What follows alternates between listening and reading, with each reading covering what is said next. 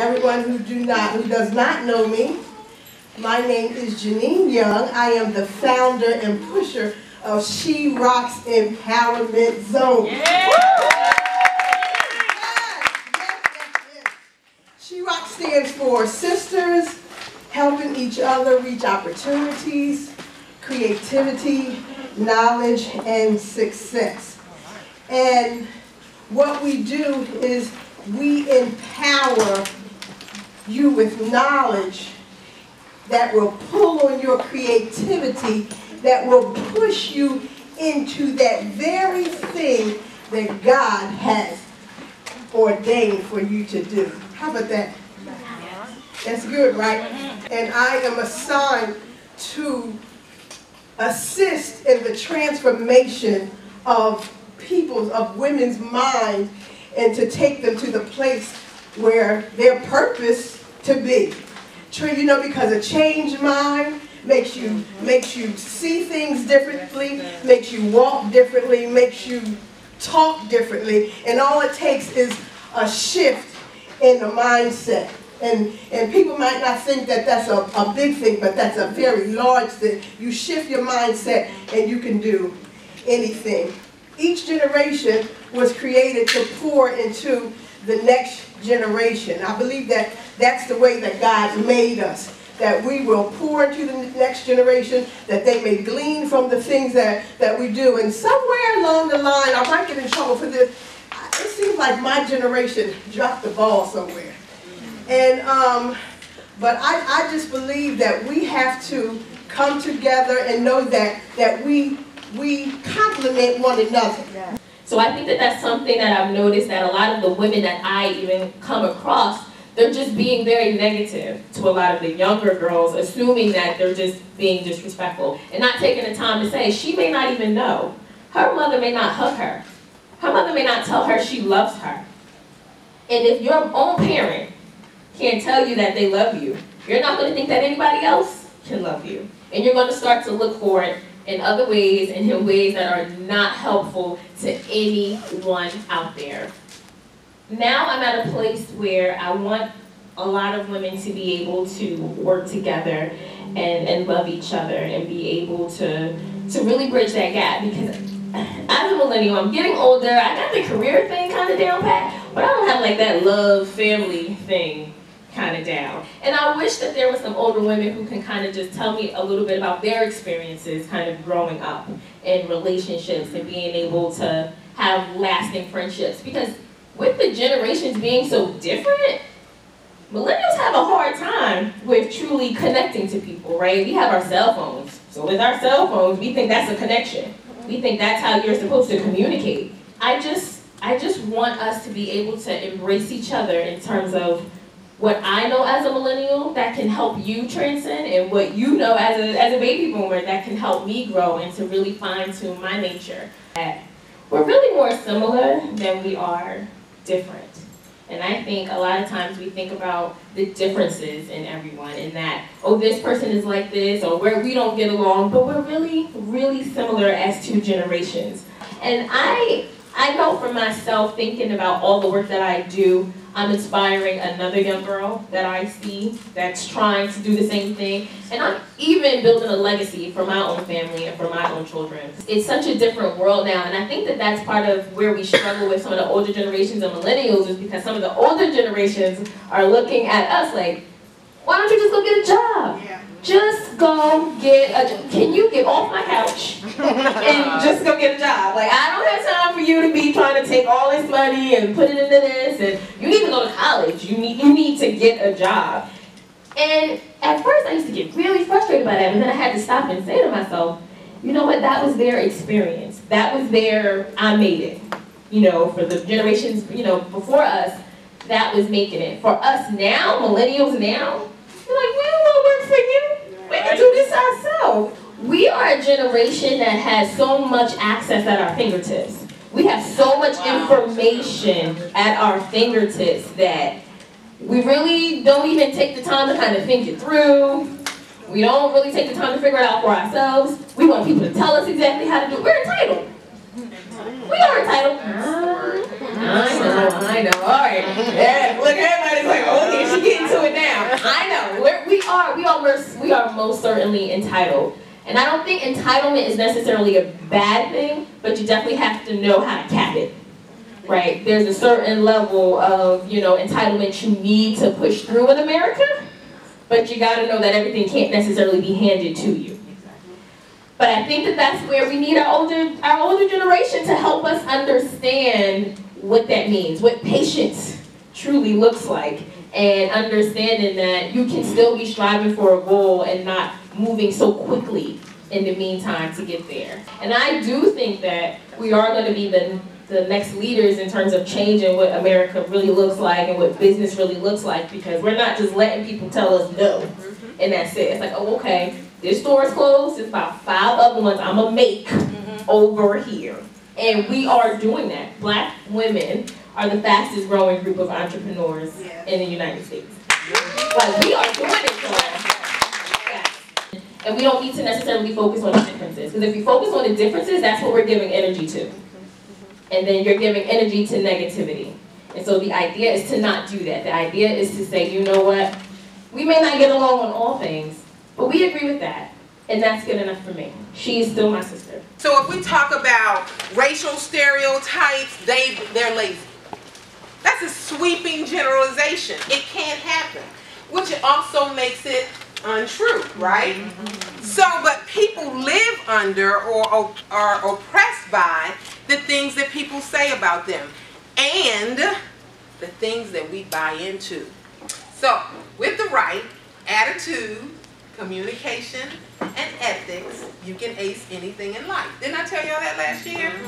Attitude, communication, and ethics, you can ace anything in life. Now, y'all say it back to me. Attitude, communication, and ethics. You can ace anything. I believe it, y'all. Because the Bible tells you that all you get what? Understanding. And if we understand each other, we can compromise a little bit easier. It makes it so that you can understand where that person is coming from, why they're doing what they're doing. It gives you, especially the millennials who love the why for even us. Understanding that we came from a stricter generation, and so our expectations are going to be different. And then those really young ones who really don't communicate, it's going to be our job, you guys. Because remember, when we're pouring back in, it's going to be our responsibility to teach them how to communicate and why communication is so important. Because as they get older and really need to communicate with us, we want to be there with them. And it's not something that you do once they get too old. Because if you develop that relationship where they think that you're somebody they can't communicate with, and they think that they can't come to you, then they won't. I'm telling you, my kids have told me things that I was like inside going, no, don't tell me that. But they think, I can talk to mom and tell her anything because we've had that relationship. And guess what? I want it that way.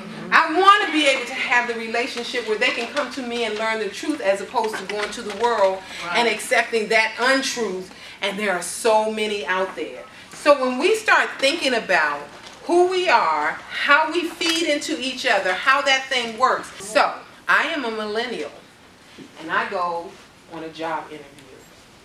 You need to understand as a millennial that there might be baby boomers that hold your future in your hand, in their hand. They hold it. And you don't want to be so stubborn and so stuck in your own ways that you don't get in the door. We know, as baby boomers, that before we even ask the question, a millennial has the answer.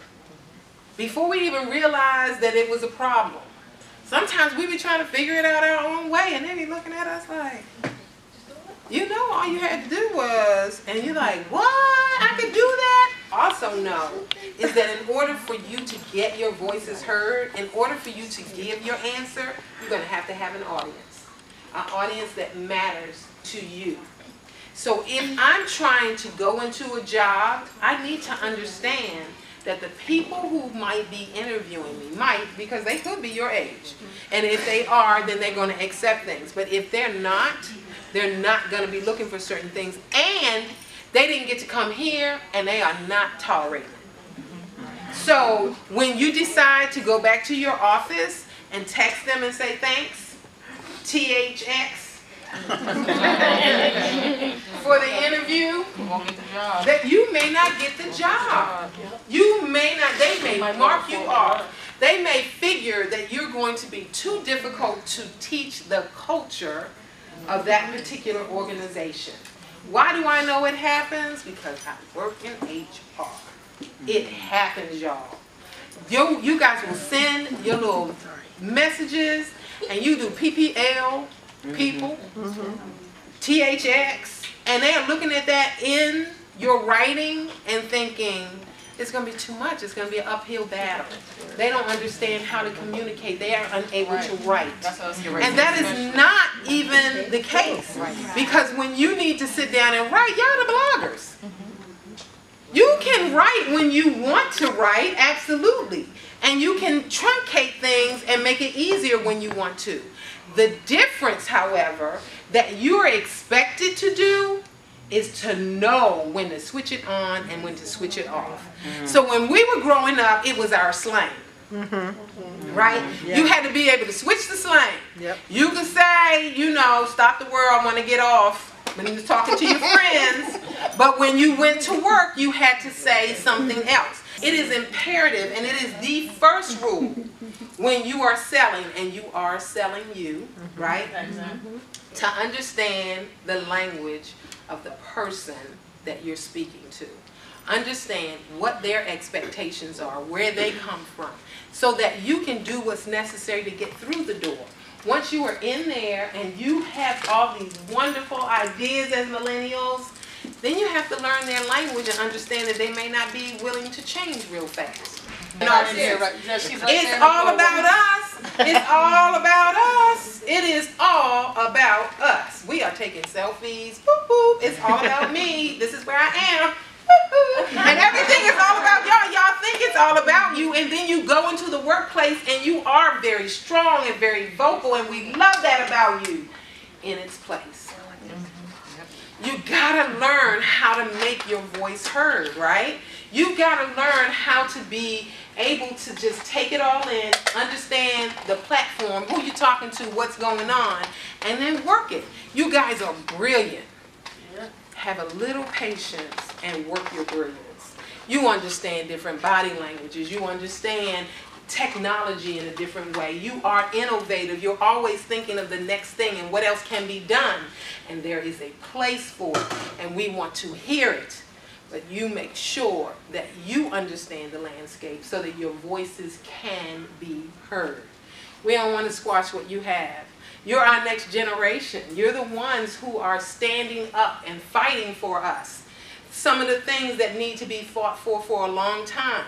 There are many things in our generations that we've said for a long time. Who are our new leaders going to be where your voices are being heard now? And it's because you have this boldness about you that we want you to stand up. We want you to speak for us. We want you to make those changes. You are our future, our next generation. So we don't want to squash that, but there's a way for it all to be done. Now, all my baby boomers, we can't turn our noses on what they do and how they are. We absolutely need them. We need them, like I said, to speak right now during this time. It's their voices that's going to be heard. Like it was, for most of us, it was our parents whose voices got heard, right? And then we came up, baby boomers, and we were the hippie generation. Some of us were kind of wasted our stuff. But that's what happens. So you have the hard workers, and they want it better for the next ones. Janine said that earlier, right? And they make it a little bit easier, and they take advantage of it because that's their norm. It's where they are. So that hippie generation was that transition generation. It was that generation that went against the norm of everything. So it's going to be imperative that all of us understand where we are, and we have to have communication. We have to have relationships. We have to teach them that the first person they can have a relationship with is you. I don't care if you auntie, I don't care if you cousin, I don't care if you grandma. They need to have a relationship with you because they need to receive information from something other than this internet, the world, anything that's being pushed their way. They need to know that the things that happen on the internet are not real. How many of our young people are ready to commit suicide because a group of girls were being mean girls on the internet? They weren't your friends anyway. Why do we care what they say? And I had this scope that I did not too long ago. When you care more about what they say, you are giving them the power over you. Who are they anyway? So we were talking about validation, and she was saying, we don't need their validation. We need to teach that to the next generation. That you don't need their validation. You don't need them to accept you for you to be cool. You need to be cool because you were born cool. Because that's the way God made you. That you are beautifully and wonderfully made. That you really do have purpose. And it goes beyond what's happening on your phone, what's in your hand, what somebody else says that you can or cannot do, that you can or cannot be. It all matters. So when we start talking about communication, how important is it that we communicate with each other? How important is it that you break all those myths, move beyond what we think we know about each other and get to know one another? Really, who you are, what makes you tick, why you're here, because they have purpose too. And they're going to be that next generation. How are they going to lead us if they can't see beyond this? It's going to be hard for them. They're going to need your validation. Now, validate them the real way, right? Tell them who they are and that they have purpose and what they're made for. Help them discover beyond what somebody else is saying what's important to them.